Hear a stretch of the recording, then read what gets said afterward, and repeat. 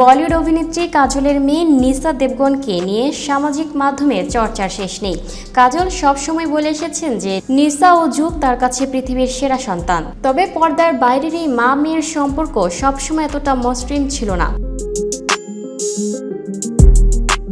সম্প্রতি কাজল জানিয়েছেন, একটা সময় নিসার সঙ্গে তার সম্পর্কের দূরত্ব এতটাই বেড়ে গিয়েছিল যে দীর্ঘ ৩ বছর তাদের মধ্যে ঠিকঠাক কথাই হতো না। নিসা জেনজি প্রজন্মের প্রতিনিধি, অন্যদিকে কাজল বড় হয়েছেন ভিন্ন পরিবেশে। চিন্তাভাবনার এই পার্থক্যই মা মেয়ের বিরোধের মূল কারণ হয়ে দাঁড়ায়। কাজল জানান, নিসার বয়স যখন 12 তখন থেকেই বিরোধের সূত্রপাত। মেয়ে বড় হওয়ার সাথে সাথে সেই দূরত্ব আরও বাড়ে। কাজল বলেন, ওকে কিছুতেই বুঝতে পারতাম না, আমাদের মধ্যে প্রচণ্ড ঝগড়া হতো।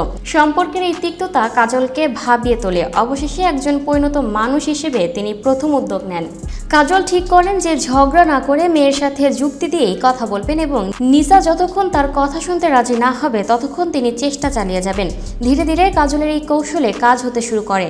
কাজল উপলব্ধি করেন যে সারাক্ষণ উপদেশ দেওয়ার চেয়ে মেয়ের কথা মন দিয়ে শোনা বেশি জরুরি।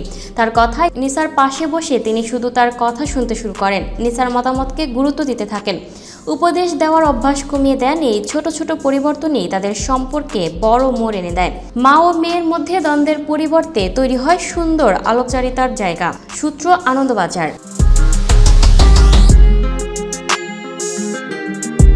Lucky Akter, up to date news, Dhaka.